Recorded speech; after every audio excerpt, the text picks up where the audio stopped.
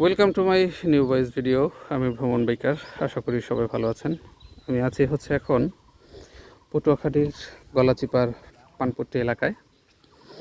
এখানে এসে দেখতে পেলাম কতগুলো গবাদি পশু। গ্রামের মানুষগুলো এভাবেই পশুপালন করেন।